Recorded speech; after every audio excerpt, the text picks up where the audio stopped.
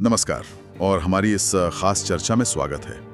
आज हम संयुक्त राष्ट्र सुरक्षा परिषद यानी यूएनएससी जो दुनिया में शांति और सुरक्षा बनाए रखने वाली सबसे शक्तिशाली संस्था है, उसमें हाल ही में हुई एक कह सकते हैं तीखी कूटनीतिक नोकझोंक का विश्लेषण कर रहे हैं। ये बहस हुई इजराइल और पाकिस्तान के प्रतिनिधियों के बीच। इस मामले की परतों को खोलते हैं। बिल्कुल, जैसा कि रिपोर्ट बताती है, इस पूरे मामले की शुरुआत हुई कतर में इजरायली सैन्य हमलों के बाद। इजराइल ने दावा किया कि ये हमले उसके दुश्मनों के खिलाफ थे जो कह सकते हैं कतर में पनाह लिए हुए थे। स्वाभाविक रूप से इन हमलों की कई मुस्लिम देशों ने कड़ी आलोचना की। और रिपोर्ट के मुताबिक इन आलोचना करने वाले देशों में पाकिस्तान का रवैया खास तौर से बहुत मुखर था। उन्होंने सिर्फ निंदा ही नहीं की, बल्कि इस मुद्दे को अंतर्राष्ट्रीय स्तर पर उठाने का फैसला किया। सही कहा। पाकिस्तान ने इन हमलों को कतर की संप्रभुता पर हमला बताया। रिपोर्ट में उनके द्वारा इस्तेमाल किए गए शब्दों का जिक्र है। उन्होंने इसे बेशर्मी भरा हमला कहा। ये अपने आप में काफी कड़ा बयान था और इसे उन्होंने यूएनएससी जैसे बड़े मंच पर उठाया। इसी पृष्ठभूमि में फिर पाकिस्तान ने अल्जीरिया और सोमालिया के साथ मिलकर यूएनएससी की एक आपातकालीन बैठक बुलाने की मांग की। और दिलचस्प बात यह है, जैसा रिपोर्ट में बताया गया है, कि इस मांग को सिर्फ इन 3 देशों का ही समर्थन नहीं मिला, बल्कि सुरक्षा परिषद के स्थायी सदस्यों जैसे फ्रांस और ब्रिटेन ने भी इसका समर्थन किया। अच्छा। हाँ, इससे ये साफ हो गया कि इस घटना को अंतर्राष्ट्रीय स्तर पर गंभीरता से लिया जा रहा है। तो बैठक शुरू हुई और पाकिस्तान के स्थायी प्रतिनिधि असीम इफ्तिकार अहमद ने अपना पक्ष रखा। रिपोर्ट के अनुसार उन्होंने आते ही इस्राएली हमले की जोरदार निंदा की। जी, उन्होंने इसे सिर्फ एक हमला नहीं बल्कि बेशर्म और अवैध हमला करार दिया। उनका तर्क था, जैसा रिपोर्ट में विस्तार से बताया गया है, कि ये कोई अकेली घटना नहीं है। उन्होंने इसे इजराइल की तरफ से लगातार जारी आक्रामकता और अंतर्राष्ट्रीय कानूनों के उल्लंघन के पैटर्न का हिस्सा बताया, जो पूरे क्षेत्र की शांति और स्थिरता के लिए खतरा है। उन्होंने किसी खास कानून का भी जिक्र किया था ना? हाँ बिल्कुल, उन्होंने संयुक्त राष्ट्र चार्टर के अनुच्छेद 24 का हवाला दिया। ये अनुच्छेद सदस्य देशों को किसी दूसरे देश के मतलब क्षेत्रीय अखंडता या राजनीतिक स्वतंत्रता के खिलाफ बल प्रयोग करने या उसकी धमकी देने से रोकता है। अच्छा।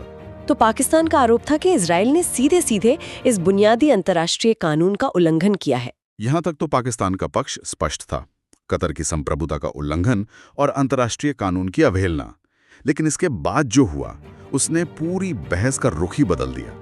यहीं से बात बहुत दिलचस्प हो जाती है। बिल्कुल, पाकिस्तान के इन आरोपों के जवाब में इजरायली राजदूत ने जो कहा वो अप्रत्याशित था और उसने माहौल गरमा दिया। रिपोर्ट के मुताबिक उन्होंने सीधे ओसामा बिन लादेन का मामला उठा दिया। Osama bin Laden? उसका इस मामले से क्या लेना देना था? ये तो अजीब है। हाँ, यही सवाल शायद वहां बैठे कई लोगों के मन में आया होगा। इजरायली राजदूत ने सीधे सीधे सवाल पूछा, जब अमेरिका ने पाकिस्तान के अंदर घुसकर एबटाबाद में ओसामा बिन लादेन को मारा था, तब तो किसी ने ये सवाल नहीं उठाया कि एक विदेशी जमीन पर आतंकवादी को क्यों निशाना बनाया गया। रिपोर्ट इस सवाल को प्रमुखता से रखती है। अच्छा, तो वो एक तरह की तुलना कर रहे थे। उनका तर्क क्या था इसके पीछे? मतलब क्या पॉइंट बनाने की कोशिश थी? उनका मुख्य तर्क था, जैसा रिपोर्ट में समझाया गया है, कि बिन लादेन के मामले में सवाल ये नहीं था कि अमेरिका ने पाकिस्तान में कार्रवाई क्यों की, बल्कि सवाल ये था कि पाकिस्तान ने बिन लादेन जैसे आतंकवादी को अपने यहाँ पनाह क्यों दे रखी थी।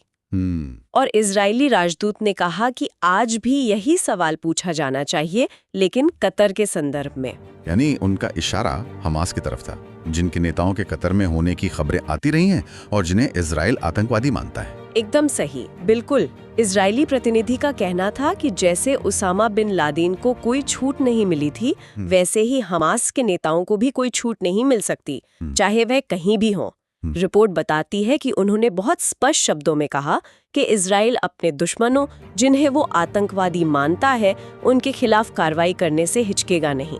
जाहिर है इस सीधी तुलना और आरोप पर पाकिस्तान की प्रतिक्रिया भी तीखी आई होगी। ये तो मतलब। हाँ बिल्कुल।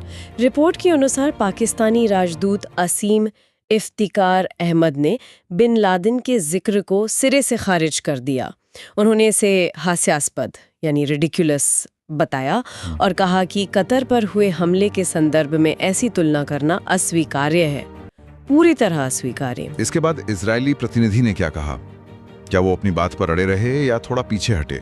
यहाँ एक दिलचस्प कूटनीतिक दांवपेच देखने को मिला। जैसा रिपोर्ट में बताया गया है, इजरायली राजदूत ने पहले तो कहा कि अगर उनके शब्दों से किसी को ठेस पहुंची है तो वो माफी मांगते हैं। अच्छा, माफी। हाँ, लेकिन उन्होंने फौरन ये भी जोड़ दिया कि उनका भाषण पूरी तरह से तथ्यों पर आधारित था।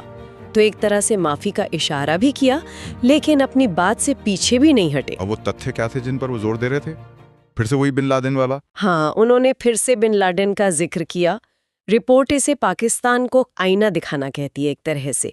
इजरायली प्रतिनिधि ने कहा कि सच्चाई यही है कि ओसामा बिन लादेन पाकिस्तान में पाया गया और मारा गया था, और तब अंतर्राष्ट्रीय समुदाय, खासकर मुस्लिम देशों में से किसी ने भी अमेरिका की कार्रवाई की निंदा नहीं की थी। तो यहाँ गौर करने वाली बात यह है कि इजराइल इस घटना का इस्तेमाल एक बड़ा मुद्दा उठाने के लिए कर रहा था, कथित दोहरे मापदंड का, यही ना? बिल्कुल, एकदम। रिपोर्ट के मुताबिक इजरायली प्रतिनिधि का इशारा इसी तरफ था। उनका कहना था कि जब अमेरिका जैसा शक्तिशाली देश अपने दुश्मनों के खिलाफ दूसरे देश में कार्रवाई करता है तो उसे अक्सर स्वीकार कर लिया जाता है, या मतलब उस पर चुप्पी साध ली जाती है। हाँ, होता है। लेकिन जब इजराइल वही करता है तो कई देश, खासकर मुस्लिम देश, एकजुट होकर संप्रभुता का मुद्दा उठाना शुरू कर देते हैं, जैसा कतर के मामले में हो रहा है। रिपोर्ट में इस बात का भी जिक्र है कि इजराइल ने कतर पर हमास नेताओं को पनाह देने का सीधा आरोप लगाया। हाँ, इजरायली प्रतिनिधि ने इस बात पे जोर दिया कि कोई इस तथ्य पर बात नहीं कर रहा कि कतर हमास के नेताओं को पनाह देता है, जिन्हें इजराइल आतंकवादी संगठन मानता है और अपने ऊपर हुए हमलों के लिए जिम्मेदार ठहराता है। रिपोर्ट बताती है कि इजराइल का आरोप है कि कतर लंबे समय से ऐसा करता आ रहा है, लेकिन इस पहलू को नजरअंदाज किया जा रहा है। उन्होंने 9/11 हमले का भी जिक्र किया था। हाँ, रिपोर्ट के अनुसार इजरायली राजदूत ने 9/11 हमलों का हवाला देते हुए कहा कि उन हमलों को कोई भूल नहीं सकता, और उसके बाद अमेरिका ने आतंकवाद के खिलाफ जो वैश्विक अभियान छेड़ा उसे काफी हद तक सही ठहराया गया था। सही बात है। उनका तर्क था कि उसी तरह इजराइल आज जो कर रहा है वो भी आतंकवाद के खिलाफ अपनी लड़ाई का हिस्सा है और सही है। उनका संदेश साफ था, जैसा रिपोर्ट बताती है, आतंकवादी कहीं भी होंगे उन्हें निशाना बनाया जाएगा। और ये बात उन्होंने दुनिया के सबसे बड़े कूटनीतिक मंच UNSC से कही। तो इस सब का निचोड़ क्या है? मतलब ये सिर्फ दो राजदूतों के बीच की गर्मागर्म बहस तो नहीं लगती, इसके मायने शायद ज्यादा गहरे हैं। निश्चित रूप से ये टकराव दिखाता है कि कैसे अंतर्राष्ट्रीय मंचों पर आतंकवाद, राष्ट्रीय संप्रभुता और आत्मरक्षा के अधिकार जैसे जटिल मुद्दे आपस में टकराते हैं। हर देश इन सिद्धांतों को अपने हितों और दृष्टिकोण के हिसाब से देखता है और मतलब प्राथमिकता देता है।